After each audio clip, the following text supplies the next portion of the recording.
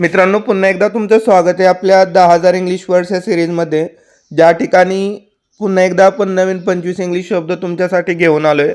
आजचा आपला 41वा पार्ट आहे. याच्या पूर्वीचे पार्ट्स पाहण्यासाठी तुम्ही आमच्या चॅनलच्या प्लेलिस्टमध्ये जाऊन त्या ठिकाणी पाहू शकता.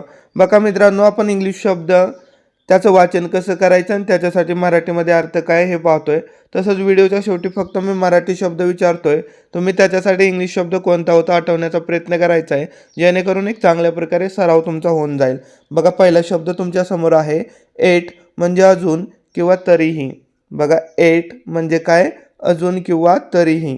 पुढचा शब्द आहे बघा यू, म्हणजे तू किंवा तुम्ही. बघा, यू म्हणजेच काय? तू किंवा तुम्ही. लक्षात ठेवा, ज्यावेळेस यू समोर हेल्पिंग वर्ब वापरावं लागतं त्यावेळेस नेहमी तुम्ही म्हणजे अनेक वचनसाठी जे हेल्पिंग वर्ब वापरलं जातं तेच वापरलं जातं. उदाहरणार्थ यू आर, तसंच यू वर, अशा प्रकारे. हे पण लक्षात ठेवा. पुढे बघा, पुढचा शब्द आहे यंग, म्हणजे तरुण किंवा लहान. बघा, यंग म्हणजेच काय? तरुण किंवा लहान. पुढचा शब्द आहे झिरो, म्हणजे शून्य. बघा, झिरो म्हणजेच काय? शून्य. पुढे आहे ब्रीफ, म्हणजे थोडक्यात किंवा संक्षिप्त.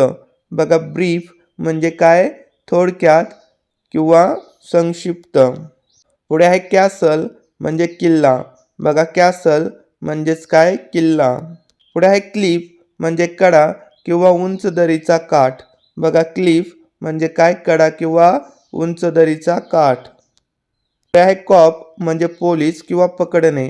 बघा, कॉप म्हणजेच काय? पोलीस किंवा पकडणे. पुढे आहे ब्रॉड, म्हणजे रुंद किंवा विस्तीर्ण. बघा, ब्रॉड म्हणजेच काय? रुंद किंवा विस्तीर्ण. पुढे आहे सिलिंग, म्हणजे छत. बघा, सिलिंग म्हणजेच काय? छत. बघा, छताचा पंखा, याच्यासाठी आपण सिलिंग फॅन हा शब्द वापरतो. पुढचा शब्द आहे बघा क्लॉथ, म्हणजे कापड. क्लॉथ म्हणजेच काय? कापड. पुढे आहे कॉपी, म्हणजे प्रत किंवा नक्कल करणे. बघा, कॉपी म्हणजेच काय? प्रत किंवा नक्कल करणे. पुढे आहे बघा ब्रश, म्हणजे ब्रश किंवा घासणे, दात घासणे, याच्यासाठी आपण हा शब्द वापरतो. ब्रश म्हणजे ब्रश किंवा घासणे, लक्षात ठेवा. पुढे आहे सेंट, म्हणजे 100वा भाग. बघा, सेंट म्हणजेच काय? 100वा भाग. पुढे आहे क्लाउड, म्हणजे ढग. क्लाउड म्हणजेच काय? ढग. पुढे आहे करेक्ट, म्हणजे बरोबर किंवा दुरुस्त करणे. करेक्ट म्हणजेच काय? बरोबर किंवा दुरुस्त करणे. पुढे आहे बक, म्हणजे डॉलर किंवा विरोध करणे. बक म्हणजेच काय? डॉलर किंवा विरोध करणे. पुढे आहे सेंटीमीटर, म्हणजे सेंटीमीटर, लांबीचे एकक आहे. बघा, सेंटीमीटर, सेंटीमीटर. पुढे आहे क्लू, म्हणजे धागा किंवा सूचक माहिती. क्लू म्हणजेच काय? धागा किंवा सूचक माहिती. पुढे आहे कॉटेज, म्हणजे झोपडी किंवा छोटे घर. कॉटेज म्हणजेच काय? झोपडी किंवा छोटे घर. पुढे आहे बकेट, म्हणजे बादली. बघा, बकेट म्हणजेच काय? बादली. पुढे आहे ब्रिलियंट, म्हणजे चमकदार किंवा हुशार. ब्रिलियंट म्हणजेच काय? चमकदार किंवा हुशार. पुढचा शब्द आहे कॅज्युअल, म्हणजे अनौपचारिक किंवा साधा. बघा, कॅज्युअल म्हणजेच काय? अनौपचारिक किंवा साधा. पुढे आहे क्लिप, म्हणजे कात्रण किंवा कापणे. क्लिप म्हणजेच काय? कात्रण किंवा कापणे. पुढे आहे कोप, म्हणजे सामना करणे किंवा तोंड देणे. कोप म्हणजेच काय? सामना करणे किंवा तोंड देणे. तर अशा प्रकारे मित्रांनो, आपण 25 इंग्लिश शब्द त्याच्यासाठी मराठी अर्थ काय आहे पाहिला. या ठिकाणी फक्त मी मराठी शब्द विचारतोय, त्याच्यासाठी इंग्लिश शब्द कोणता होता आठवण्याचा प्रयत्न करा, जेणेकरून चांगल्या प्रकारे सराव होऊन जाईल. बघा, पहिला शब्द आहे अजून किंवा तरीही.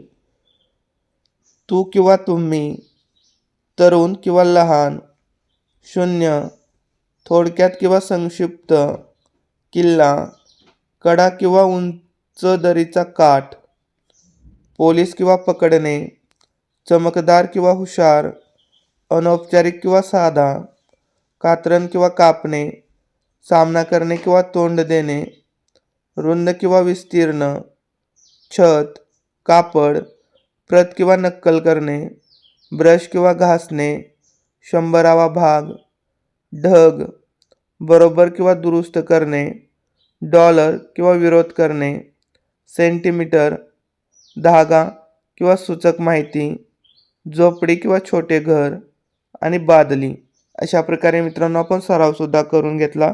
व्हिडिओ आवडल्यास लाईक करा, मित्रांमध्ये शेअर करा. Thanks for watching.